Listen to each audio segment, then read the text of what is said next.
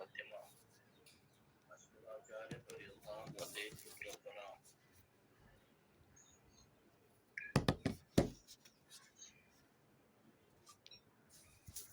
ನಾವು ನಿನ್ನಿನ ದಿವಸ ಕಠೋಪನಿಷತ್ತಿನ 2ನೇ ಅಧ್ಯಾಯದ 2ನೇ ವಲ್ಲಿಯಲ್ಲಿ 7ನೇ ಮಂತ್ರವನ್ನು ನೋಡಿದ್ದೀವಿ.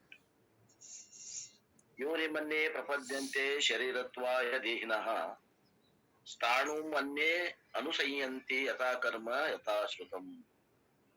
ಕರ್ಮ ಶ್ರುತಂ ಅಂದ್ರೆ ಏನ್ ಅರ್ಥ ಮಾಡಿದ್ವಿ ಈ ವಾಕ್ಯದಾಗ ಅಂದ್ರ ದೈಹಿಕ ಕರ್ಮಕ್ಕ ಕರ್ಮ ಆದ್ರು ಉಪಾಸನಕ್ಕ ಶ್ರುತಂ ಅಂತ ಅರ್ಥ ಮಾಡಿದ್ರು.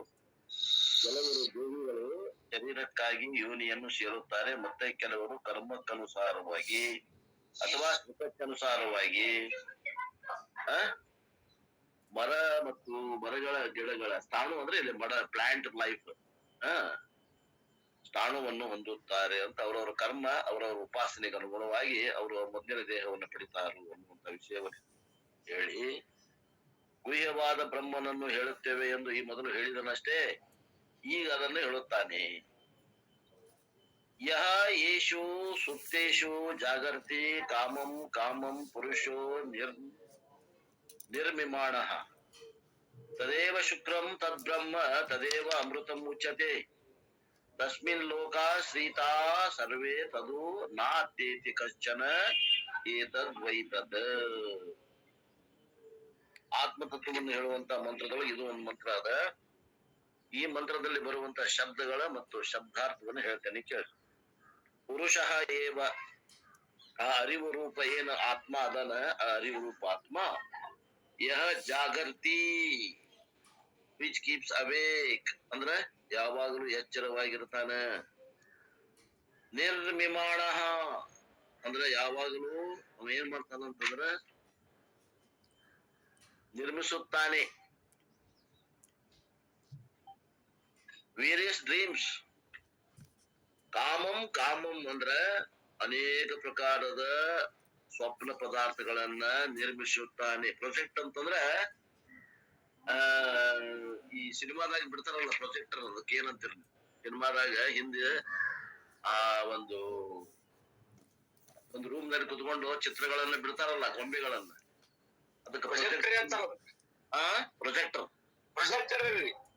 ಪ್ರೊಜೆಕ್ಟರ್ ಅಂತಾರ. ಅದು ಪ್ರೊಜೆಕ್ಟ್ ಮಾಡ್ತೈತಲ್ಲ, ಹಂಗ ಆತ್ಮ ಏನ್ ಮಾಡ್ತಾನ, ಕನಸನ್ನ ಹುಟ್ಟಿಸ್ತಾನ ಅಂತ ಹೇಳತ್ತಾರ. ಅಂದ್ರ ಅದು ಕಲ್ಪನೆ ಅಂತ ಅರ್ಥ, ಇಷ್ಟ ಯಥಾರ್ಥ ಅಲ್ಲ ಅಂತ ಅರ್ಥ. ಯಾವ್ದ್ಯಾವ್ದು ಜಾಗೃತದಾಗ ಯಾವ್ದ್ಯಾವ್ದು ಸ್ವಪ್ನದಾಗ ಐತಿ, ಎರಡು ಪ್ರೊಜೆಕ್ಷನ್ ಅದಾವ. ಪ್ರೊಜೆಕ್ಷನ್ಗೆ ಕನ್ನಡ ಶಬ್ದ ಏನ ಅಂತೀರಿ ಸುರೇಶ? ಪ್ರೊಜೆಕ್ಷನ್ ಕನ್ನಡ ಶಬ್ದ ಬೇಕಲ್ಲ, ಇವ್ರು ಕೆಲವು ಮಂದಿಗೆ ತಿಳಿಯುದಿಲ್ಲ.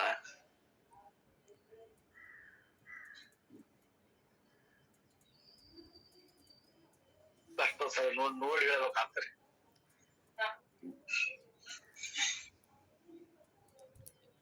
ದೃಶ್ಯ ಮಾಧ್ಯಮ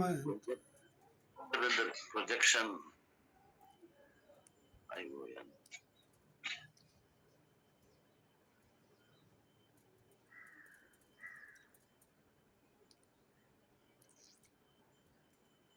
ಕನ್ನಡದಾಗ ಏನನ್ಬೇಕಪ್ಪ ಇದಕ್ಕ? ಪ್ರೊಜೆಕ್ಷನ್ ಇದು ಪ್ರತಿಫಲನ ಆಗ್ಬೋದನ್ರಿ ಪೋರೇನು? ಪ್ರೊಜೆಕ್ಷನ್ ಅಂತಂದ್ರ ಕನ್ನಡದಾಗ ಶಬ್ದನ ಸಿಗ್ಬೋದು ನೋಡ್ರಿ.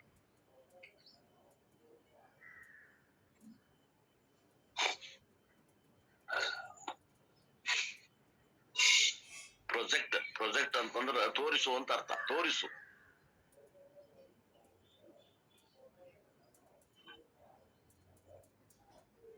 ಕನ್ನಡ ಶಬ್ದ ಅಂತೂ ಕೈಯಾಗ ಸಿಗ್ಬೋದು. ತೋರಿಸುತ್ತಾನೆ ಅನ್ನೋ ಸರ್. ಈಗ ಹಗ್ಗದಾಗ ಹಾವನ್ನ ಹೆಂಗ ಕಾಣ್ತೈತಲ್ಲ ಹಂಗ ತೋರ್ಸೋದು. ಮತ್ ತೋರ್ಸೋದು ಅಂದ್ರ ಹಿಂಗ್ ಬೇರೆ ತೋರ್ಸೋದಲ್ಲ, ಭ್ರಮಾತ್ಮಕವಾದ ತೋರಿಕೆ ಅಂತ ತಿಳ್ಕೊಡ್ರಿ. ಹೋಗ್ರಿ, ನಿಮ್ಮ ಕನ್ನಡ ಶಬ್ದದ ಅರ್ಥ ಬರಂಗಿಲ್ಲ ಅಂದ್ರೂ ಸಮನಾಗಿ ಅರ್ಥ ಅಂತಂದ್ರ ಭ್ರಮಾತ್ಮಕವಾಗಿ ತೋರ್ಸೋದು, ಇಲ್ಲದನ್ನ ತೋರ್ಸೋದು ಅಂತ ಅರ್ಥ ಮಾಡ್ರಿ. ಆಯ್ತು, ನಿಮ್ಗೆ ಏನದ, ಯಾರಿಗೆ ಕನ್ನಡ ಬರ್ತದ, ಕನ್ನಡ ಅರ್ಥ ಹೇಳ್ಬೇಕು ಅಂದ್ರ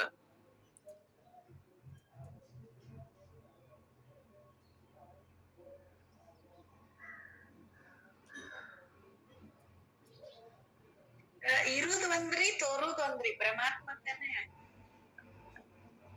ಮಾತ್ಮಕವಾಗಿ ತನ್ನಿಂದಾನೇ ಆ ತನ್ನಿಂದಾನೇ ಹೊರ ತೋರೋಕೆ ತನ್ನಿಂದಾನೇ ತೋರ್ತಲ್ರಿ ಪ್ರಾಜೆಕ್ಟ್ ಅಂದ್ರೆ ಭ್ರಮ ಭ್ರಮ ಭ್ರಮ ಅದ್ರಿ ಅದು ಪ್ರಮ ಈಗ ಭಾವ ಆಯ್ತಲ್ಲ ಯಥಾರ್ಥ ಅಲ್ಲ ಅದು ಭ್ರಮ. ಇಲ್ಲದನ್ನ ತೋರ್ಸೋದು, ಇಲ್ಲದನ್ನ ತೋರ್ಸೋದಲ್ಲ, ಇಲ್ಲದನ್ನ ತೋರ್ಸೋದು. ಇಲ್ಲದನ್ನ ಇದೆ ಅನ್ನೋ ಹಾಗೆ ತೋರ್ಸೋದಕ್ಕೆ ಏನದ ಅದಕ್ಕೆ ಪ್ರೊಜೆಕ್ಷನ್ ಅಂತ ಮಾಡ್ಕೊಡ್ತಾರ. ಇಲ್ಲದನ್ನ ತೋರ್ಸತಿ ಇದೆ ಅನ್ನೋ ಹಾಗೆ ತೋರ್ಸತ್ತಲ್ಲ ಅದಕ್ಕೆ ಪ್ರೊಜೆಕ್ಷನ್ ಅಂತ. which keeps awake projecting the various dream objects ಕಾಮಂ ಯಾವಾಗ ತೋರ್ಸತಿ ಸಪ್ತೇಶು ಅಂತಂದ್ರ ಯಾವಾಗ ಎಲ್ಲ ಇಂದ್ರಿಯಗಳು ಮಲ್ಕೊಂಡಿರ್ತಾವ ಅವಾಗ ತೋರಿಸ್ತತ್ ನೋಡ್ರಿ. ಆ ಆತ್ಮತತ್ವ ಈಸ್ ಪ್ಯೂರ್ ಒನ್. ಅದೇನದ ಶುಕ್ರಂ ಅಂದ್ರ ಅದು ದ್ವೈತ ಮಿಶ್ರವಿಲ್ಲದ್ದು, ಶುಕ್ರಂ ಅಂದ್ರ ದ್ವೈತ ಇಲ್ಲದ್ದು ಅಂತ ಅರ್ಥ, ಅದ್ವೈತ ತತ್ವ ಅಂತ ಅರ್ಥ. ಅದು ಬ್ರಹ್ಮ ಅದ, ತದ್ ಬ್ರಹ್ಮ ತದೇವ ಉಚ್ಯತೆ, ಅದನ್ನೇ ಹೇಳುತ್ತದೆ. ಅದೇನಂತ ಹೇಳ್ತಾರ ಅದನ್ನೇ ಏನಂತ ಹೇಳ್ತಾರೆ, ತದೇವ ಉಚ್ಯತೆ ಅಮೃತಂ. ಆ ಬ್ರಹ್ಮವನ್ನೇ ನಾವು ಅದು ಅಮರದ, ಅದು ಜೀವನೊಂದಿಗೆ ಇಲ್ಲ ಅದು ಅಮರದ ಅಂತ ಹೇಳ್ತಾರ. ಸರ್ವೇ ಲೋಕಾಹ ಶ್ರಿತಾಹ ತಸ್ಮಿನ್, ಸರ್ವೇ ಲೋಕಾಹ ಎಲ್ಲ ಲೋಕಗಳು ಇದರಲ್ಲಿ ಅವಲಂಬಿತವಾಗಿ ತೋರ್ತಾ ಇದಾವ. ಸ್ಥಿತಾಹ ಅಪಾನ್ ದ ಸೆಲ್ಫ್, ತಸ್ಮಿನ್ ಅದರ ಮೇಲೆ ಅವಲಂಬಿಸಿಕೊಂಡು ಹಗ್ಗದ ಮೇಲೆ ಹಾವು ತೋರಿದಂಗೆ ಎಲ್ಲ ಲೋಕಗಳು ತೋರಾಗತ್ತಾವ. ನ ಕಶ್ಚನ ಅತ್ಯೇತಿ, ಅದಕ್ಕಿಂತ ಹೆಚ್ಚಿಗೆ ಆ ಬ್ರಹ್ಮ ತತ್ವಕ್ಕಿಂತ ಬೇರೆ ಏನೂ ಇಲ್ಲ. ನ ಕಶ್ಚನ ಅತ್ಯೇತಿ ತತ್ ಉ ಏತತ್ ವೈತತ್. ಆ ಆತ್ಮವೇ ಈ ಆತ್ಮ. ಏನ್ ಆತ್ಮ ಕೇಳಿದಲ್ಪ, ಆತ್ಮ ತತ್ವ ಅಂದ್ರೆ ಏನ್ ಕೇಳಿದಲ್ವೋ ನಚಿಕೇತ, ಅದೇ ಈ ಆತ್ಮ. ದ್ವೈತ ಮಿಶ್ರವಿಲ್ಲದ್ದು ಮತ್ತು ಅಮರವಾದದ್ದು. ಎಲ್ಲ ಲೋಕಗಳಲ್ಲಿ ಏನದ, ಎಲ್ಲ ಲೋಕಗಳು ಎದರಲ್ಲಿ ಕಲ್ಪಿತ ಆಗ್ಯಾವ, ಅದು ಆತ್ಮ ಅದ. ಎಲ್ಲ ಲೋಕಗಳು 14 ಲೋಕಗಳು ಹೇಳ್ತಾರ, 14 ತ್ರಿಪುಟಿಗಳಿಗೆ 14 ಲೋಕಗಳು ಹೇಳ್ತಾರೆ, ಅಥವಾ 3 ಲೋಕಗಳಿಗೆ 3 ಲೋಕ ಹೇಳ್ತಾರ. ಮಾತಾ ಲೋಕ, ಮೃತ್ಯು ಲೋಕ, ಸ್ವರ್ಗ ಲೋಕ 3ರ ಹೇಳ್ರಿ, 14ರ ಹೇಳ್ರಿ, ಎಲ್ಲಾ ತ್ರಿಪುಟಿನ ಒಟ್ಟ. ಆ ತ್ರಿಪುಟಿಗಳಿಗೆ ಲೋಕ ಅಂತ ಹೆಸರಿಟ್ಟಾರ. 14 ಲೋಕಗಳು ಎದರಲ್ಲಿ ತೋರ್ತಾ ಇದಾವಂದ್ರ ಆ ಆತ್ಮನಲ್ಲಿ ತೋರ್ತಾವ. ಯಾವ ಆತ್ಮನ ಬಗ್ಗೆ ನೀ ಕೇಳಾಗತ್ತಿಯಲ್ಲ, ಆ ಆತ್ಮನಲ್ಲಿ ಅವು ಪ್ರೊಜೆಕ್ಟ್ ಮಾಡ್ತಾ ಇದಾವಂದ್ರ ಇಲ್ಲದೇ ತೋರುತ್ತವೆ. ಲೋಕಗಳು ಇದ್ದು ತೋರುವಲ್ಲ ಇವು. ಅನೇಕ ಲೋಕಗಳು, ಅನೇಕ ಶರೀರಗಳು ಏನದಾವ ಇದ್ದುಕೊಂಡು ತೋರುವಲ್ಲ, ಇಲ್ಲದೇ ತೋರುವು ಅಂತ. ಅದ್ರ ಮಿಥ್ಯಾ ಅಂತ. ಹಂಗದ ನೋಡು ಆತ್ಮ ಹೆಂಗದ ಅನ್ನುವಂಥದ್ದು ವರ್ಣನೆ ಹೇಳಾಗತ್ತ.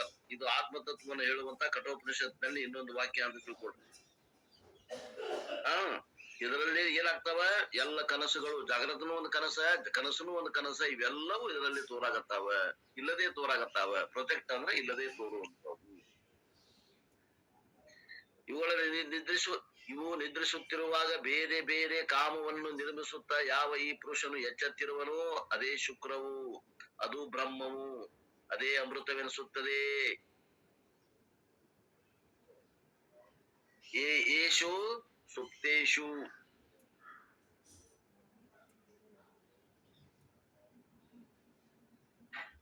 ಏಷು ಸುಪ್ತೇಷು.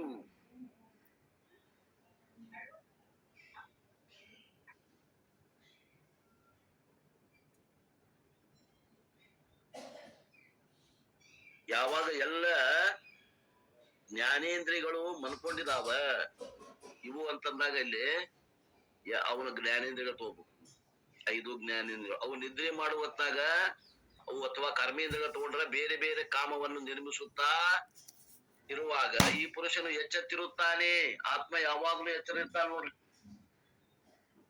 ಏನ್ರಿ, ಎಲ್ಲ ಇಂದ್ರಿಯಗಳು ಮಲ್ಕೊಂಡಾಗ ಆತ್ಮ ಯಾವಾಗ್ಲೂ ಎಚ್ಚರಿರ್ತಾನ, ಅವ ಆತ್ಮ ಅಂತ ಅರ್ಥ. ಅದು ಅದೇ ಶುಕ್ರವು. ಅದೇ ಶುಕ್ರವು ಅಂತಂದ್ರೆ ಏನು? ಶುಕ್ರ ಅಂದ್ರೆ ಅರ್ಥ ಮಾಡಿದ್ವಿ, ಅದು ದ್ವೈತವಿಲ್ಲದ, ದ್ವೈತ ಮಿಶ್ರವಿಲ್ಲದ ಅದ್ವೈತವಾದ ಬ್ರಹ್ಮ, ಅಥವಾ ಅದೇ ಅರಿವು, ಅದೇ ಇರುವು, ಅದೇ ಆನಂದ, ಅದೇ ಸಚ್ಚಿದಾನಂದ. ಅದು ಬ್ರಹ್ಮವು, ಅದೇ ಅಮೃತವೆನಿಸುತ್ತದೆ. ಅದೇ ಬ್ರಹ್ಮ, ಅದೇ ಅಮೃತವೆನಿಸುತ್ತದೆ. ನೋಡ್ರಿ, ಇವೆಲ್ಲ ಹೆಂಗ್ ಹೇಳಾಗತೈತಿ, ಶಬ್ದಗಳಿಂದ ಹೇಳಕ್ ಬರುದಿಲ್ಲ ಇದನ್ನ. ಇದನ್ನ ಮಿತ್ತಮ್ಮ ಅಂತ ತಿಳ್ಕೊಂಡು ಕೈಯಾಗ ಹಿಡಿದು ತೋರ್ಸಾಕಂತೂ ಬರುವುದಿಲ್ಲ. ಇದನ್ನ ತಿಳ್ಕೊಳಕ್ ಏನದ ಅಪರೋಕ್ಷವಾದ ಬುದ್ಧಿನೇ ಬೇಕಾಗ್ತದ, ಬಹಳ ಸೂಕ್ಷ್ಮ ಬುದ್ಧಿ ಬೇಕಾಗ್ತದ. ಅದರಲ್ಲಿ ಲೋಕಗಳೆಲ್ಲವೂ ಪೃಥ್ವ್ಯಾದಿ ಲೋಕಗಳೆಲ್ಲವೂ ಆಶ್ರಯಿಸಿಕೊಂಡಿವೆ ಮತ್ತು ಅದನ್ನು ಯಾರೂ ಮೀರಲಾರರು. ಅದನ್ನು ಯಾರು ಮೀರಲಾರರು.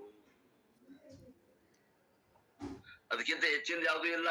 ಎಲ್ಲಕ್ಕಿಂತ ದೊಡ್ಡದಾಗಿದ್ದು ಅದ ಐತಿ, ಎಲ್ಲಕ್ಕಿಂತ ಕೊನೆಯದು ಅದ ಅದ. ಅದು ಯಾವಾಗ್ಲೂ ಇರುದದ. ಅದೇ ಪರಮಾತ್ಮ ತತ್ವ, ಅದೇ ಬ್ರಹ್ಮ, ಅದ ಅಮರತ್ವದಿಂದ ಕೂಡಿಕೊಂಡಿರ್ತದ. ನೀ ಕೇಳಿದಲ್ಲ ಅದೇ ಇದು ಏತದ್ವೈತತ. ನೀ ಏನ್ ಆತ್ಮತತ್ವ ಅಂದ್ರೆ ಏನು ತಿಳಿಸ್ಕೊಡ ಅಂತ ಹೇಳಿದಲ್ಲ ನಚಿಕೇತ, ಅದೇ ಈ ಆತ್ಮತತ್ವ ನೋಡು ಅಂತ ತಿಳ್ಕೊಂಡು ಯಮಧರ್ಮರಾಯ ನಚಿಕೇತಗೆ ಹೀಗೆ ಆತ್ಮತತ್ವವನ್ನ ವಿವರಿಸಿ ಹೇಳಾಗತ್ತಾನ. ಮತ್ತೆ ಈ ಶಬ್ದಗಳನ್ನ ಹೇಳುವಂತಹದ್ದು ಈಗ ಏನೋ ಒಂದು ಹೇಳಿದ್ರು, ಈ ವಾಕ್ಯಗಳು ನಮಗ ಅರ್ಥ ಆದ್ರೆ ಅದರ ಸ್ವರೂಪದಾಗ ನಾವು ಹೋಗಿ ನಿಲ್ಲಕ್ ಅನುಕೂಲ ಆಗ್ತದ. ಶಬ್ದ ಬರೇ ಶಬ್ದ ಆಗಿ ಉಳಿದ್ವು ಅಂದ್ರ ಏನು ಉಪಯೋಗ ಇಲ್ಲ. ಮೊನ್ನೆ ನಾ ಕೇಳಿದ್ದು, ನಮ್ಮ ನೆಲೂರಿ ಗುರುಗಳು ಒಂದು ವಿಚಾರ ಸಾಗರದಾಗ ಒಂದು ಮಾತು ಹೇಳಾಗತ್ತಿದ್ರು. ಬಹಳ ಬಹಳ ಬಹಳ ಚಂದ ಮಾತು.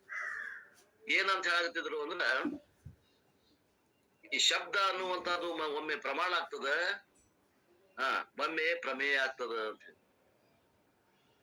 ನೋಡ್ರಿ. ಶ್ರೋತೃ ಅನ್ನುವಂತಹ ಇಂದ್ರಿಯಕ್ಕ ಈ ಶಬ್ದ ಅನ್ನೋದೇನಾತು ಪ್ರಮೇಯ ಆತು. ಆ ಶಬ್ದ ಅನ್ನುವಂಥದ್ದು ಪ್ರಮಾಣ ಆಗಿಂದ ಅದಕ್ಕೆ ಮುಂದೆ ಏನಾಗ್ತೇವಲ್ಲ ಅವಾಗ ಅದು ಪ್ರಮಾಣ ಅನಿಸ್ಕೋತದ. ಮತ್ತ ಅದಕ್ಕೇನದ ಪ್ರಮೇಯ ಯಾವುದು ಅಂತಂದ್ರ ಶಾಬ್ದಿ ಪ್ರಮೇಯ ಅಂತ ಹೇಳಿದ್ರು ನೋಡ್ರಿ. ಹಿಂಗ ಇದು ಶಬ್ದ ಒಮ್ಮೆ ಪ್ರಮಾಣ ಅನಿಸ್ಕೋತದ, ಒಮ್ಮೆ ಪ್ರಮೇಯ ಅನಿಸ್ಕೋತದ. ಹಂಗ ಬರೇ ಈ ಹೇಳಿದ ಮಾತುಗಳು ಅಲ್ಲಿ ಅರ್ಥ ಆಗ್ಲಿಕ್ಕಂತಂದ್ರ ಅವು ಅಲ್ಲೇ ನಿಲ್ತಾವ. ಅವು ಅರ್ಥದಾಗ ಹೋಗಿ ನಿಲ್ಬೇಕು. ನೀವು ಅಂತಃಕರಣ ಅರ್ಥದಾಗ ಹೋಗಿ ನಿಂತ್ಕೊಂಡಾಗ ಇದು ಯಥಾರ್ಥ ಅನುಭವ ಆಗ್ತದ, ಆಕಾರ ಆಗ್ತದ ಮನಸ್ಸು. ಮತ್ತ ಇದು ಆಕಾರ ಆಗ್ಲಿಕ್ಕಂತಂದ್ರ ಇವು ಕೇಳಿ ಏನು ಉಪಯೋಗ ಇಲ್ಲ. ಆಕಾರ ಆಗ್ಲಿಲ್ಲ ಅಂತಂದ್ರೆ ಕೇಳಿ ಏನು ಉಪಯೋಗ ಇಲ್ಲ. ಶಾಬ್ದಿ ಪ್ರಮಾಣ ಆಗ್ಬೇಕಿದು. ಶಬ್ದ ಪ್ರಮಾಣದಿಂದ ಶಾಬ್ದಿ ಪ್ರಮಾದಾಗ ಹೋಗಿ ನಿಂದಿರ್ಬೇಕು, ಅರ್ಥದಾಗ ಹೋಗಿ ನಿಲ್ಬೇಕು ಅಂತಃಕರಣ. ಅಂದಾಗ ಇವು ಶಬ್ದಗಳ ಅರ್ಥ ಆಗ್ತದೆ. ಇಲ್ಲಾಂದ್ರೆ ಬರೀ ಕೇವಲ ಏನಾಗ್ತಾವ, ಶಬ್ದ ಪ್ರಮಾಣ ಅನಿಸ್ಕೊಂಡ್ಬಿಡ್ತದ. ಶಬ್ದ ಪ್ರಮೇಯ ಆಗ್ಬೇಕು, ಶಾಬ್ದಿ ಪ್ರಮಾಣ ಆಗ್ಬೇಕು. ಅಂದಾಗ ಇವುಗಳ ಅರ್ಥದಲ್ಲಿ ನಾವು ನಿಲ್ತೇವಿ. ಅದಾರೇನ್ರಿ ಅವ್ರು ಬಸವರಾಜ್ ಅವ್ರು ನೆಲೂರಿ ಅವ್ರು ಸರ್ ಅದಾರೇನ್ರಿ? ಅದರ್ ಸರ್ ಅದರ್. ನೋಡ್ರಿ ಬಾಳ ಚಂದ ಮಾತಾಡಿದ್ವಿ. ಎಷ್ಟ್ ಮಂದಿ ತಿಳಿತಿ ನಾ ಹೇಳಿದ್ದೆ, ಅವ್ರು ಹೇಳಿದ್ದ ನಾನು ಏನ್ ತಿಳ್ಕೊಂಡು ಹೇಳಿದ್ನಿ. ಎಷ್ಟ್ ಮಂದಿ ತಿಳಿತು ಅವ್ರ ಬಾಯಲ್ಲಿ ಒಂದ್ ಸ್ವಲ್ಪ ಕೇಳ್ತಿರೇನ? ಶಬ್ದ ಹೆಂಗ ಒಮ್ಮೆ ಪ್ರಮಾಣ ಆಗ್ತದ, ಹೆಂಗ ಅದು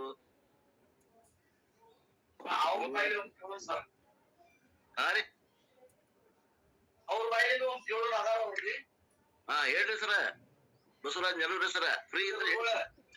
ಓಂ ನಮಃ ಶಿವಾಯಪ್ಪ. ಅಪ್ಪವ್ರ ತಾವೇ ಹೇಳ್ರಪ್ಪ, ನಾನು ಕೇಳ್ತೀನಿ ನಿಮ್ ಕಡೆಯಿಂದ. ನಾನು ಕೇಳ್ತೀನ್ರಿ, ಹೇಳ್ರಿ.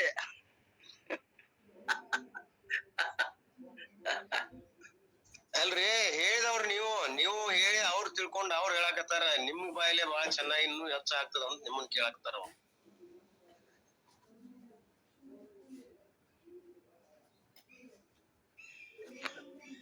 ಒಂದ್ 2 ನಿಮಿಷ ಸೌಂಡ್ ಮಾಡ್ಕೊಂಡು ಹೇಳ್ರಿಪ್ಪ. ನಿಮ್ಮಲ್ಲಿ ಒಂದ್ ಎಲ್ಲಾರು ಕೇಳಿ.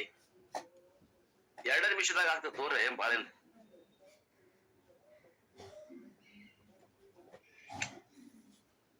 ಗುರುಗಳ ಹೇಳ್ರಿಪ್ಪ, ದಯಮಾಡಿಸ್ರಿ. ಓಂ ನಮಃ ಶಿವಾಯಪ್ಪ. ಅದು ಸಂದರ್ಭ ಬಂದಕ್ರೆ ಅದ್ರ ಆಕಾರ ಆಗಿ ಈಗ ಹೊಸದಾಗೇನು ಒಮ್ಮೆ ಉದ್ಭೂತ ಆಗಲ್ರಿಪ್ಪ.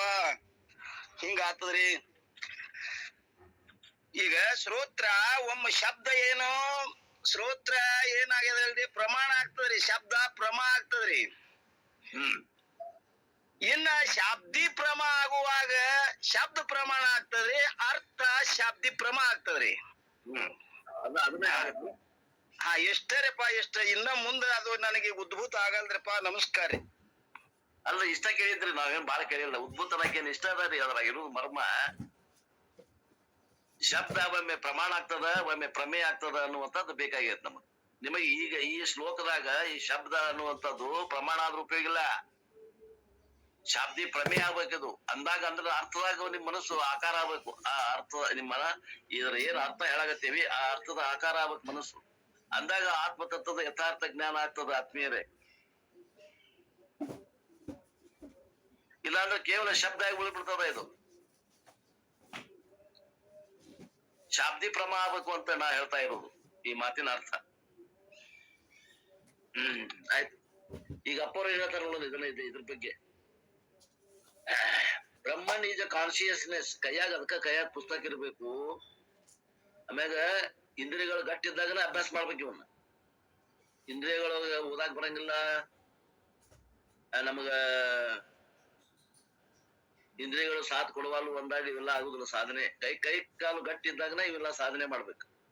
ಬ್ರಹ್ಮನ್ is a consciousness that resides in every individual. ಈ ಬ್ರಹ್ಮ ತತ್ವ ಅನ್ನುವಂಥದ್ದು ಅರಿವು ರೂಪದ ಇದು ಪ್ರತಿಯೊಬ್ಬ ಜೀವಿಗಳಲ್ಲಿ ಇರ್ತದ. ಅದಕ್ಕೆ ಏನಂತಾರು ಅಂದ್ರ ಅರಿವಿಗೆ ಪುರುಷ ಅಂತಾರ. ಪುರುಷ ಅಂದ್ರ ಸ್ತ್ರೀ ಪುರುಷ ಅಂತ ಅರ್ಥ ಮಾಡಬೇಡ್ರಿ. ಸ್ತ್ರೀಯಲ್ಲಿಯೂ ಆತ್ಮ ಅದಾನ, ಪುರುಷರಲ್ಲಿಯೂ ಆತ್ಮ ಅದಾನ, ಸಮಾನ ಅದಾನ. ಆ ಆತ್ಮನಿಗೆ ನಾವು ಅರಿವು ಅಂತೀವಿ, ಆ ಅರಿವಿಗೆ ನಾವು ಪುರುಷ ಅಂತೀವಿ. ಇಲ್ಲೇ ತಿಳ್ಕೊಡ್ರಿ, ಪುರುಷ ಅನ್ನೋದನ್ನ ಸ್ತ್ರೀ ಪುರುಷ ಹೋಗ್ಬೇಡ್ರಿ. ಈ ಪುರುಷ ಸ್ತ್ರೀಯರಲ್ಲಿಯೂ ಅದಾನ, ಪುರುಷರಲ್ಲಿಯೂ ಅದಾನ, ಸಮನಾಗಿ ಅದಾನ. ಅವರಲ್ಲಿ ಹೆಚ್ಚು ಇದರಲ್ಲಿ ಕಮ್ಮ ಇಲ್ಲ. ಅಥವಾ ಪುರುಷರ ಆತ್ಮ ಬೆಳಗದ, ಸ್ತ್ರೀಯರ ಆತ್ಮ ಕರಗದ ಅರಿವು ಅಂತ ಹಂಗೇನಿಲ್ಲ, ಸಮನಾಗಿ ಐತಿ ಅಂತ ಹೇಳಾಗತ್ತ. ಇನ್ ದಿ ಫಸ್ಟ್ ಮಂತ್ರ the body was called Puram. ಈ ಮೊದಲಿನ ಮಂತ್ರದಾಗ ಈ ಶರೀರಕ್ಕೆ ಏನಿದ್ರು 11 ಗೇಟ್ ಅಂದ್ರೆ 11 ಬಾಗಿಲುಗಳು ಉಳ್ಳಂತಹ ಒಂದು ಏನಂತ ಹೇಳಿದ್ರು ಅದಕ್ಕ ಪಟ್ಟಣ ಅಂತ ಹೇಳಿದ್ರು. ಆಮೇಲೆ ಅವನಿಗೆ ಪರಮಾತ್ಮಗೆ ಏನ್ ಹೇಳಿದ್ರು ಅದ್ರೊಳಗ ವಾಸಿಸುವ ಅಂತ ಹೇಳಿದ್ರು. ಆದ್ದರಿಂದ purusha means the indweller of the body. ಯಾವ ಈ ಶರೀರದ ಪುರ 11 ತೂತಿನ ಈ ಶರೀರದಲ್ಲಿ ವಾಸ ಮಾಡಿಕೊಂಡಿದ್ದಾನೋ ಅವನಿಗೆ ಆತ್ಮ ಅಂತಾರ, ಅವನಿಗೆ ಬ್ರಹ್ಮ ಅಂತಾರ. ಈ ಶರೀರಕ್ಕ ಬ್ರಹ್ಮ ಅನ್ನೋದಿಲ್ಲ. ಈ ಅರಿವು ಏನದ ಇದು ಯಾವಾಗಲೂ ಎಚ್ಚರ ಇರ್ತದ. ಇಂದ್ರಿಯಗಳು ಮನ್ಕೊಂಡಾಗ್ಲೂ ಇದು ಎಚ್ಚರ ಇರ್ತದ, ಇಂದ್ರಿಯಗಳು ಎದ್ದಾಗ್ಲೂ ಇದು ಎಚ್ಚರ ಇರ್ತದ. ಇದಕ್ಕ ಮನಗೋದ ಇಲ್ಲ, ಇದಕ್ಕೆ ರೆಸ್ಟ ಇಲ್ಲ ಅಂತ. ಅದು ಯಾವಾಗಲೂ ಎಚ್ಚರ ಇರ್ತದ, ಮತ್ತೆ ಯಾವಾಗಲೂ ಪ್ರಕಾಶ ಮಾಡ್ತಿರ್ತದ. It is always illuminating every time, everything all the time. ಪ್ರತಿಯೊಂದನ್ನು ಬೆಳಗುವಂತ ಸಾಮರ್ಥ್ಯ ಯಾವಾಗಲೂ ಬೆಳಗ್ತದೆ. 24/7 ಅಂದ್ರೆ ದಿನದ 24 ತಾಸು, ವಾರದ 7 ದಿನಾನು ಬೆಳಗ್ತದೆ. The other organs illumine the world when they are awake and do not when they are asleep. ಉಳಿದ ಎಲ್ಲ ಇಂದ್ರಿಯಗಳು, ಕರ್ಮೇಂದ್ರಿಯಗಳಾಗ್ಲಿ ಜ್ಞಾನೇಂದ್ರಿಯಗಳಾಗ್ಲಿ ಏನ್ ಮಾಡ್ತಾವು ಅಂದ್ರ ಅವು ಎಚ್ಚರಿದ್ದಾಗ ಅಷ್ಟ ಕೆಲಸ ಮಾಡ್ತಾವ. ಅವು ಎಚ್ಚರಿರ್ಲಾಗ, ಅವು ಮಲ್ಕೊಂಡಾಗ ಅವು ಕೆಲಸ ಮಾಡುವುದಿಲ್ಲ. ಆದ್ದರಿಂದ ದೇ ಆರ್ ಟೆಂಪರರಿ ಇಲ್ಯುಮಿನೇಟರ್ಸ್. ಅವು ಏನದಾವು, ಈ ಕರ್ಮೇಂದ್ರಿಯಗಳಾಗ್ಲಿ ಜ್ಞಾನೇಂದ್ರಿಯಗಳದಾವು ಏನದ ಅವು ಯಾವಾಗಲೂ ಹೊಳೆಯುವುದಿಲ್ಲ. ಅವು ಎಚ್ಚರಿದ್ದಾಗ ಅಷ್ಟ ಅವು ಅರಿವು ಮೂಡಿಸುವಂತ ಕಾರ್ಯಕ್ರಮವನ್ನ ಮಾಡ್ತಾವೆ. ಉಳಿದೊತ್ತ ಜಡ ಅದಾವು, ಚೇತನ ಅಂದ್ರ ಚೇತನಗಳಲ್ಲಿ ಕಾಯಂ ಇಲ್ಲ ಅಂತ ಅರ್ಥ. When the mind is active, the conscious illumines the active mind, and when the mind is asleep, blankness, the consciousness also illumines the sleeping condition of the mind. ಈ ಅರಿವು ಏನ್ ಮಾಡ್ತದ ಅಂದ್ರ ಮನಸ್ಸು ಎಚ್ಚರಿದ್ದಾಗ ಆ ಮನಸ್ಸಿನ ಎಚ್ಚರವಾದ ಮನಸ್ಸನ್ನ ಬೆಳಗ್ತದೆ. ಆ ಮನಸ್ಸು ಮನ್ಕೊಂಡಾಗ ಅದು ಮಲಗಿದ ಮನಸ್ಸನ್ನ ಬೆಳಗ್ತದ ಆತ್ಮ. ತಿಳ್ಕೊಳ್ರಿ. ಮತ್ ಇದಕ್ಕೆ ದೇಶಿಗೆ ತಳಗಿಳಿದು ಬಂದು ಹೇಳಕಂತೂ ಆಗುದಿಲ್ಲ. ಸ್ವಲ್ಪ ಮ್ಯಾಗ್ ಎದ್ದು ಬರಬೇಕಾಗ್ತದ. When I wake up from deep sleep state, ಯಾವಾಗ ಗಾಢ ನಿದ್ರೆಯಿಂದ ನಾವು ಹೇಳ್ತೇವಿ I say, ಅವಾಗ ಏನಂತೇವಿ ನಾವು ನೋಡ್ರಿ. ನಾವು ಗಾಢ ನಿದ್ರೆಯಿಂದ ಎದ್ದಾಗ ನಾವ್ ಏನ್ ಹೇಳ್ತೇವಿ ಅನ್ನೋದು ಕೂಡ ನಮ್ಗೆ ಶಾಸ್ತ್ರ ಹೇಳ್ತದ, ನಮ್ಗೆ ಹೇಳಕ ಬರುದಿಲ್ಲ. ಬಾಳ ವಿಚಾರ ಮಾಡಿರ್ಬೇಕಂತ. ಏನ ಹೇಳಿದ್ರು ಶಾಸ್ತ್ರ ಹೇಳಿದ್ದು, ಗುರುಗಳು ಹೇಳಿದ್ ಮಾತ ಹೇಳ್ತೀವಿ ನಾವು. ಶಾಸ್ತ್ರ ಏನ್ ಹೇಳ್ತೈತಿ ಅಂದ್ರೆ ಎದ್ದ ಮ್ಯಾಗ ನಾನು ಗಾಢವಾದ ನಿದ್ರೆ ಮಾಡಿದೆ, ಬಹಳ ಚಲೋ ನಿದ್ದೆ ಆತು, ಬಹಳ ಆನಂದದಿಂದ ಇದ್ದೆ, ಆದ್ರ ನಾ ಏನನ್ನೂ ತಿಳಿಯಲಿಲ್ಲ ಅಂತ ಹೇಳ್ತಾನ. ಗಾಢ ನಿದ್ರೆ ಹೋದವನ ಅನುಭವ ಏನಂತಾನವ, ನಾ ಏನನ್ನೂ ತಿಳಿಯಲಿಲ್ಲ, ನಾನು ಬಹಳ ಆನಂದವನ್ನು ಅನುಭವಿಸಿದೆ ಅಂತ ಹೇಳ್ತಾನ. How did I know that? ಹೆಂಗ್ ತಿಳಿತಪ್ಪ ನಿನಗದು? ನಾ ಗಾಢ ನಿದ್ರೆ ಒಳಗ ನಾ ಏನನ್ನು ತಿಳಿಯಲಿಲ್ಲ ಅಂತ ಹೇಳಾಗತ್ತಿಯಲ್ಲ, ತಿಳಿದ್ ಹೇಳಾಗತ್ತೀವೋ ತಿಳಿಲ್ಲ ಅಂತ ಹೇಳಾಗತ್ತೀವೋ? ನಾ ಏನನ್ನು ತಿಳಿಯಲಿಲ್ಲ ಅಂತ ತಿಳಿದ ಹೇಳಾಗತ್ತಾನವ. ಇದ್ದ ಹೇಳಾಗತ್ತಾನೋ ಇನ್ನು ಇಲ್ಲದ ಹೇಳಾಗತ್ತಾನೋ? ಇದ್ದ ಹೇಳಾಗತ್ತಾನ, ಇದ್ದವನ ಹೇಳಾಗತ್ತಾನ. ಯಾವ ಗಾಢ ನಿದ್ರೆ ಒಳಗ ಇದ್ನ ಅವನ ಹೇಳಾಗತ್ತಾನ. ಅಂದ್ರೆ ಏನಂತ ಹೇಳಾಗತ್ತಾನವ ಅಂತಂದ್ರೆ ಅಲ್ಲಿ ಏನೂ ಇದ್ದಿದ್ದಿಲ್ಲ, ಅದನ್ನ ನಾನು ಅಭಾವವನ್ನ ಬೆಳಗಿದೆ ಅಂತ ಹೇಳಾಗತ್ತಾನವ. ತಾನು ಇದ್ದಿದ್ದಿಲ್ಲ ಅಂತ ಹೇಳಾಗತ್ತಿಲ್ಲವ. ನನ್ನ ಬಿಟ್ಟು ಯಾರು ಇದ್ದಿದ್ದಿಲ್ಲ ಅಂತ ಹೇಳಾಗತ್ತಾನವ. ಗಾಢ ನಿದ್ರೆ ಒಳಗ ನನ್ನ ಬಿಟ್ಟು ಯಾರು ಇದ್ದಿದ್ದಿಲ್ಲ, ನಾನು ಕತ್ತಲೆಯನ್ನ ಅನುಭವಿಸಿದೆ, ಪ್ರತಿಯೊಂದರ ಅಭಾವವನ್ನ ನಾನು ಅನುಭವಿಸಿದೆ ಅಂತ ಹೇಳ್ತಾನ. ಅನುಭವ ಮಾಡೋ ಅದಾವ ಅಂತ ಅರ್ಥ ಅಲ್ಲೇ. ಅನುಭವಕ್ಕೆ ಪಡುವಂತ ವಿಷಯ ಯಾವುದು ಇಲ್ಲ ಅಂತ ಅರ್ಥ. I am the illuminator of the knowing and I am the illuminator of non-knowing mind also. ನಾನು ಆ ಮನಸ್ಸು ಕೆಲಸ ಮಾಡುವಂತ ಮನಸ್ಸನ್ನ ಅರಿತೀನಿ, ನಿಷ್ಕ್ರಿಯವಾದ ಮನಸ್ಸನ್ನು ನಾನು ಅರಿತೀನಿ, ಯಾವಾಗಲೂ ಅರಿಯುವವನ ಅದೇನಿ, ಮನಸ್ಸು ನಾನಲ್ಲ ಅಂತ ನಮ್ಮ ಪ್ಲಾಟ್ಫಾರ್ಮ್ ಚೇಂಜ್ ಆಗ್ಬೇಕು. ನಾವು ಮತ್ತು ಜ್ಞಾನ ಆಗೈತ್ರಿ ಅಂತಿಕೊಂಡು ಮನಸ್ಸಿನಾಗ ನಿಂತ್ರೆ ನಾವು ಅಜ್ಞಾನಿಗಳಾಗ್ತೇವೆ. ಮನಸ್ಸಿನ ಆಚೆಗೆ ಇರುವಂತ ಆತ್ಮನಲ್ಲಿ ನೆಲೆಯಾಗಿ ನಿಲ್ಲಬೇಕು. ಬೃಹದಾರಣ್ಯಕ ಉಪನಿಷತ್ ಹೇಳ್ತದೆ ಈ ಮಾತು. I know that my mind know. ನಾನು ತಿಳಿಯುತ್ತೇನೆ ಅಂದ್ರೆ ಏನ್ ತಿಳಿತಪ್ಪ ಅಂದ್ರೆ ಮನಸ್ಸನ್ನ ತಿಳಿಯಾಗತ್ತಿದಿ, ಮನಸ್ಸನ್ನ ತಿಳಿಯವನ ಅದೇನಿ. I also know that my mind is I don't know. ನಾನ್ ಏನು ತಿಳಿಯಾಗತ್ತಿಲ್ಲ ಅಂತಂದ್ರೆ ಮನಸ್ಸು ನಿಷ್ಕ್ರಿಯ ಆಗೈತೆ ಅನ್ನೋದು ತಿಳಿಯಾಗತ್ತೇನಿ. I am ever effulgent consciousness. ನಾನು ಅರಿವು ಸ್ವರೂಪ ಅದೇನಿ. ಆ ನಂತರ ಏನದೇನಿ? ಸರ್ವಜ್ಞ ಅದೇನಿ. ಪ್ರಕಾಶಮಾನವಾಗಿ ಬೆಳಗುವಂತಹ ಕೇವಲ ಅರಿವು ಸ್ವರೂಪನ ನಾನಿದ್ದೇನೆ. I am the creator of internal external universe as I like. ನಾನು ನನ್ನೊಳಗ ಒಂದ್ ಪ್ರಪಂಚವನ್ನ ಸೃಷ್ಟಿ ಮಾಡುವ ಸಾಮರ್ಥ್ಯ ಉಳ್ಳವನು. ಅದನ್ನು ಬೆಳಗ್ತೀನಿ ಅಂದ್ರೆ ಕನಸ್ನಾಗ. ಜಾಗೃತ ಪ್ರಪಂಚನಾಗ ನನ್ನ ಶರೀರದ ಆಚೆಗೆ ಇರುವಂತಹ ಒಂದು ಪ್ರಪಂಚವನ್ನ ಬೆಳಗ್ತೀನಿ. At the time of dream, I the conscious create an inner world through my mind.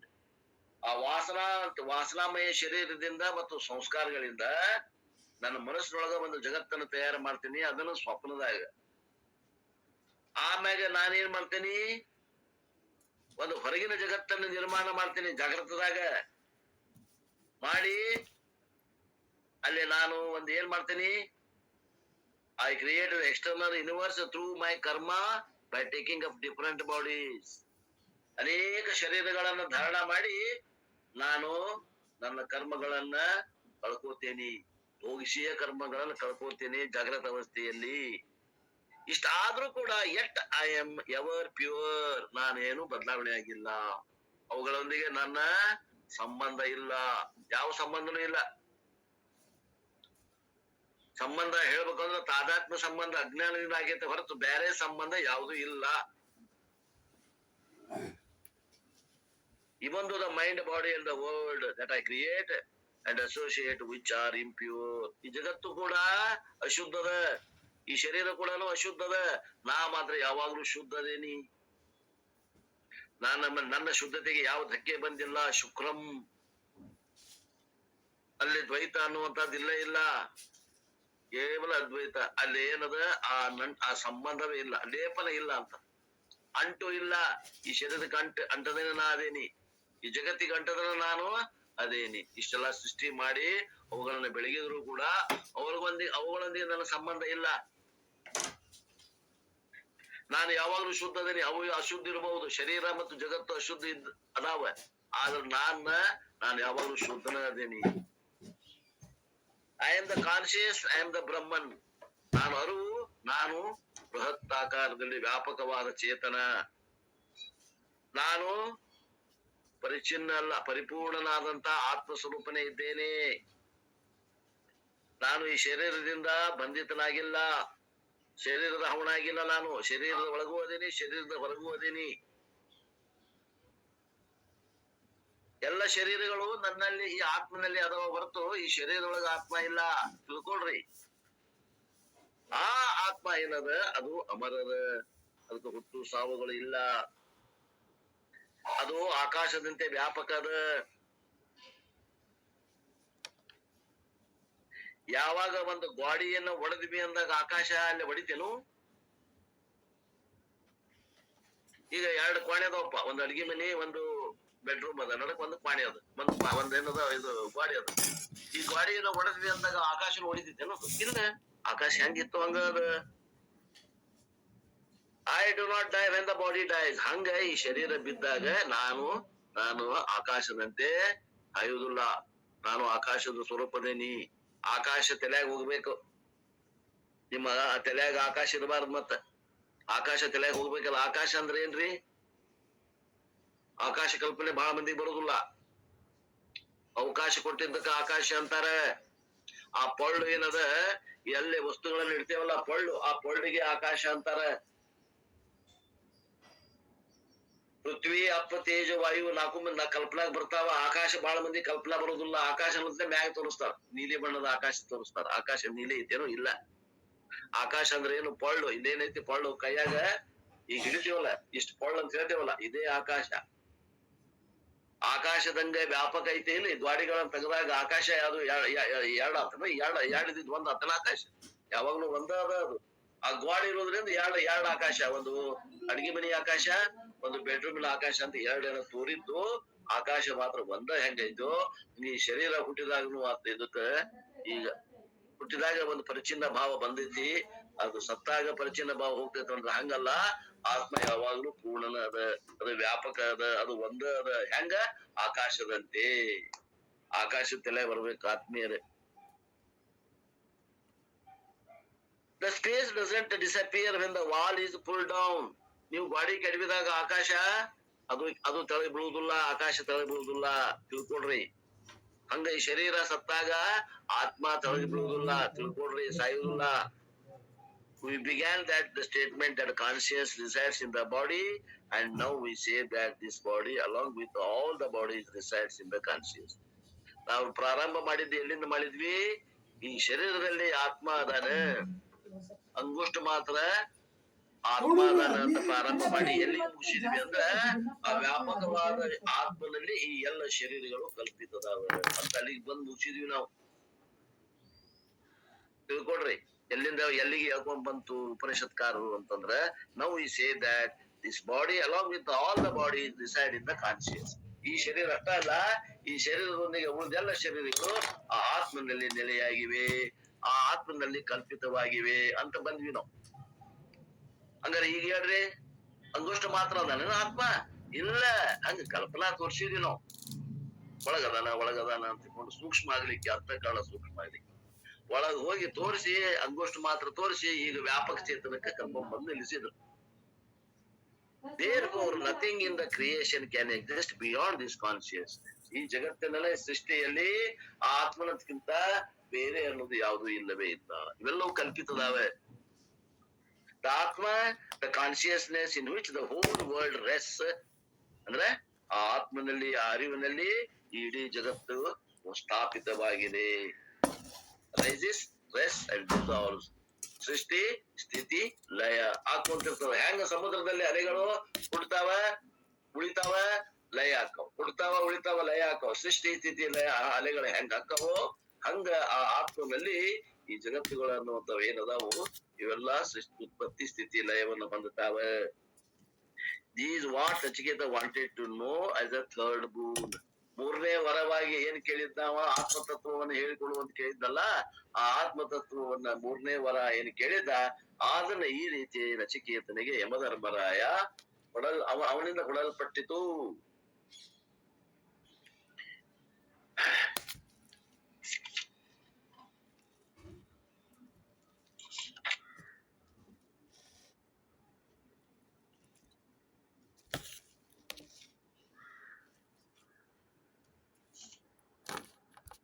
Other words ನೋಡ್ರಿ, ಇಷ್ಟೆಲ್ಲ ಆದ್ಮ್ಯಾಗ ಪರಿಚಿನ್ನ ಭಾವ ಬಂತು.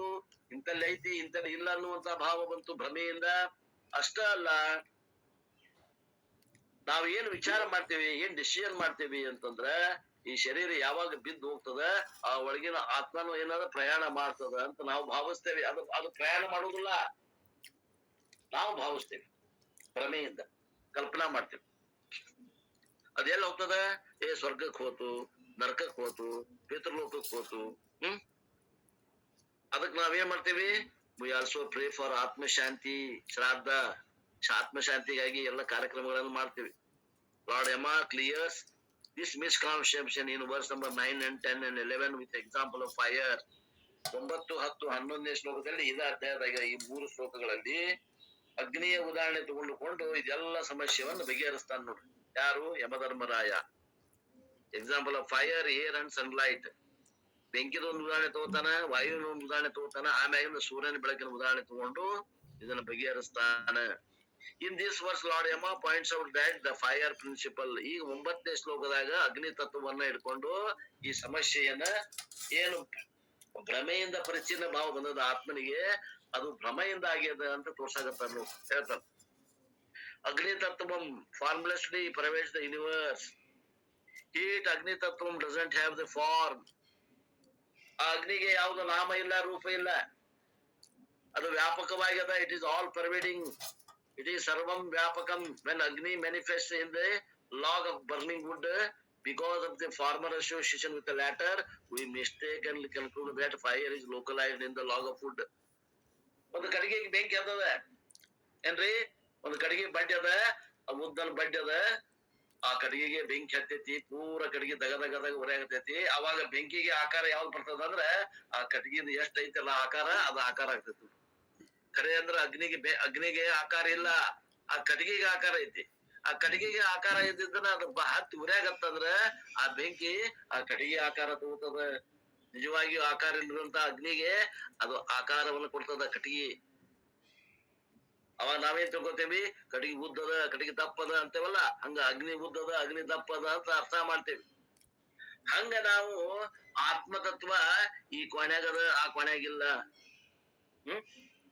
ಆತ್ಮತತ್ವ ಇಲ್ಲದ, ಇಲ್ಲಿಲ್ಲ ಅಂತ ಅನ್ನುವಂತ ಭ್ರಮೆಗೆ ಒಳಪಡ್ತೇವೆ. ನಿಜವಾಗಿಯೂ ಆತ್ಮತತ್ವ ಅನ್ನೋದು ವ್ಯಾಪಕದ, ಎಲ್ಲಾ ಕಡೆನೂ ಅದ.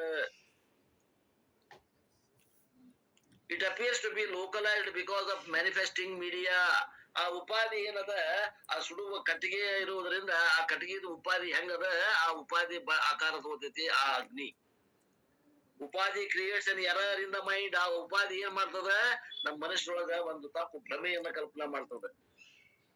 ಅಗ್ನಿತ್ವಂ survive even after the log wood is destroyed. ಅದ ಕಟ್ಟಿಗೆಲ್ಲ ಸುಟ್ಟು ಹೋದ್ರು ಕೂಡ ಅಗ್ನಿ ಅದು ಇನ್ನ ಇದ್ದೇ ಇರ್ತದ. Another example, when by the wick is removed, agni changes from the shape to shapeless because of loss of upadhi. The wick, Agni itself survives.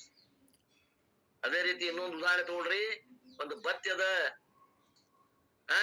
ಒಂದು ಬತ್ತಿ ಅದ, ಆ ಚಿಮಣಿ ಎಣ್ಣಿದ ಎತ್ತಿ ಬತ್ತಿ ಹಚ್ತೇವಲ್ಲ ಅಂತದೊಂದು ಬತ್ತಿ ಅದ. ಅದಕ್ಕೆ ಏನಂತಾರ? ವಿಕ್. ಆ ವಿಕ್ ಅಂದ್ರ ಆ ಬತ್ತಿ ತೆಗೆದ್ವಿ ಅಂದ್ರ ಅಗ್ನಿ changes from shape to shapeless.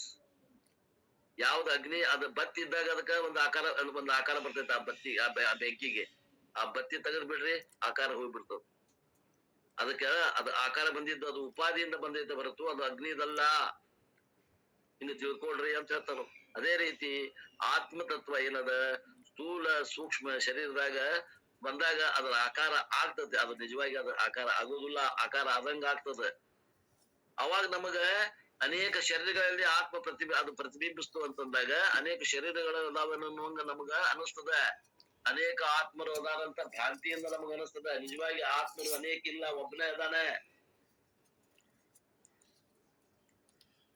We see the plurality. ಬಹಳ ಅನೇಕರ ಜನ್ಮ, ಅನೇಕರು ಆತ್ಮರು ಅದಾರ, ಕೆಲವೊಂದು ಪುಣ್ಯಾತ್ಮರು ಅದಾರ, ಕೆಲವೊಂದು ಪಾಪಾತ್ಮರು ಅದಾರ ಅನ್ನೋದು ಭ್ರಮೆ. ಆತ್ಮ ಅನ್ನೋದು ಬಂದ ಅದ in the physical body because of our ignorance. ಆ ಸ್ಥೂಲ ಶರೀರದಲ್ಲಿ ನಮ್ಮ ಪುಣ್ಯಾತ್ಮ ಅಂತ ಅಂತೀವಿ, ಕೆಲವು ಮಂದಿಗೆ ಪಾಪಾತ್ಮ ಅಂತೀವಿ. ಅದು ಎಲ್ಲ ಭ್ರಮೆ. ಆತ್ಮ ಅನ್ನೋದು ಒಂದಾದ, ಅದು ವ್ಯಾಪಕ ತತ್ವ ಅದ. ಭ್ರಮೆಯಿಂದ ಅನೇಕತ್ವವನ್ನು ಆರೋಪ ಮಾಡಾಕತ್ತೀವಿ. The ignorant people say that the fire is localized in the log, while the wise say that the fire is everywhere. ಅಂತಾರ ಜಾಣರು ಏನಂತಾರ ಅಂತಾರ. ಕೆಲವು ಮಂದಿ ಅಜ್ಞಾನಿಗಳು ಏನಂತಾರ, ಆ ಬೆಂಕಿ ಆ ಕಟ್ಟಿಗೆ ಆಕಾರದ ಐತಿ ಅಂತಾರ. ಇಷ್ಟ ಫರಕದ. Similarly, the ignorant person say Atma is limited to the body, while wise will say that Atma is all pervading. ಅದರಿಂದ ಆತ್ಮಜ್ಞಾನಿಗಳು ಏನಂತ ತಿಳ್ಕೊಂಡಾರ ಅಂದ್ರ ಈ ಆತ್ಮ ಒಂದ ಅದ, ಇದು ಅಮರ ಅದ, ಇದು ವ್ಯಾಪಕ ಅದ, ಇದು ಒಂದೇ ತತ್ವ ಅದ ಅಂತ ತಿಳಿದಾರ. ಅಜ್ಞಾನಿಗಳು ಏನ್ ತಿಳಿದಾರ ಅಂದ್ರ ಇದಕ್ಕ ಎಷ್ಟು ಶರೀರ ಅದಾವ, ಅದ್ರ ಅಷ್ಟು ಆಕಾರ ಆಗೈತಿ, ಅಷ್ಟು ಆಕಾರ ಆಗಿದ್ರಿಂದ ಅಷ್ಟು ಜೀವರು ಅದಾರ, ಅನೇಕ ಜೀವರುಗಳು ಅದಾರ ಅಂತ ತಿಳ್ಕೊಂಡಾರ. ಜ್ಞಾನಿಗಳು ಅರ್ಥ ಮಾಡ್ತಾರೆ. ಭ್ರಮೆಯನ್ನ ಸತ್ಯ ಅಂತ ತಿಳಿದಾರ ಅಜ್ಞಾನಿಗಳು, ಭ್ರಮೆಯನ್ನ ಭ್ರಮೆ ಅಂತ ತಿಳಿದು ಆತ್ಮ ಒಂದ ಅಂತ ತಿಳಿದಾರ ಜ್ಞಾನಿಗಳು. Lord Yama says that the fire is beyond the laws of food also. ಆತ್ಮ ಅವನ ಚಿಕ್ಕ ಯಮ ಹೇಳ್ತಾನೆ, ಈ ಅಗ್ನಿ ತತ್ವ ಅನ್ನೋದು ಆ ಕಟ್ಟಿಗೆ ಆಕಾರದಂಗಿಲ್ಲ, ಅದು ನಿರಾಕಾರ ಐತಿ, ಅದು ಕಟ್ಟಿಗೆ ಆಚೆಗದ. ಆ ಅಗ್ನಿ ತತ್ವ ಕಟ್ಟಿಗೆ ಒಳಗಿಲ್ಲ, ಅದು ತಿಳ್ಕೋ ಅಂತ ಹೇಳ್ತ. ಕಟ್ಟಿಗೆ ಒಳಗ ಇಲ್ಲ, ಅದು ಹೊರಗು. ಅದಕ್ಕ ಬಹಿ ಅನ್ನುವಂತ ಶಬ್ದವನ್ನು ಉಪಯೋಗ ಮಾಡ್ಯಾರ ಈ ಶ್ಲೋಕದಾಗ. The fire beyond the logs is not visible. ಆ ಕಟ್ಟಿಗೆ ಆಚೆ ಇರುವಂತ ಬೆಂಕಿ ನಮ್ಗೆ ಕಾಣ್ತದೆ ಅನ್ನೋದು ಕಾಣುದಿಲ್ಲ ಅಂದ್ರೆ ಇಲ್ಲ ಅಂತಲ್ಲ. ಹಂಗ ಈ ಶರೀರದ ಆಚೆ ಇರುವಂತ ಆತ್ಮ ಕಾಣುದಿಲ್ಲ ಅಂದ್ರೆ ಇಲ್ಲ ಅಂತಲ್ಲ. ಅದು ಏಕದ ಒಂದದ, ಅದ ಕಾಣ್ಲಿಕ್ಕಂದ್ರು ಐತಿ. ಈ ಶರೀರದ ಆಕಾರದಾಗೂ ಐತಿ ಆತ್ಮ, ಶರೀರದ ಹೊರಗುನು ಐತಿ, ನಿರಾಕಾರ ಸ್ವರೂಪದ. It is experienceable as sentiency only in the body. ಶರೀರ ಇದ್ದಾಗ ಅರಿವಿದ್ದಂಗ ಅನಿಸ್ತದ, ಶರೀರದ ಹೊರಗಿದ್ದಾಗ ಅರಿವುಗೇಡಿ ಅನಿಸ್ತದ. ಆತ್ಮ ಅದು ನಿಜವಾಗಿ ಅರಿವುಗೇಡಿ ಅಲ್ಲ, ಅದು ಅರಿವು ಉಳಿದೈತ. ಶರೀರ ಬಂದ ಉಪಾಧಿ ಬಂದಾಗ ಅರಿವು ಇದ್ದಂಗ ಆಗ್ತದೆ ಶರೀರದಾಗ. Lord, we tend to mistakenly equate non-visibility to non-existence. ಯಾವಾಗ ಅದು ಕಣ್ಣಿಗೆ ಕಾಣುದಿಲ್ಲ ಅವಾಗ ನಾವ್ ಅದು ಏನಂತೇವಿ, ಆತ್ಮ ಇಲ್ಲ ಅಂತೇವಿ. ಶರೀರದ ಹೊರಗ ಆತ್ಮ ಇಲ್ಲ ಅಂತೇವಿ. Non-visibility is not the proof for non-existence. ಕಣ್ಣಿಗೆ ಕಾಣುದಿಲ್ಲ ಅಂದ್ರೆ ಆ ವಸ್ತು ಇಲ್ಲ ಅನ್ನಕ್ ಬರುದಿಲ್ಲ. ಸೂಕ್ಷ್ಮದ ಅನ್ನಕ್ ಬರ್ತದ, ವ್ಯಾಪಕದ ಅನ್ನಕ್ ಬರ್ತದ.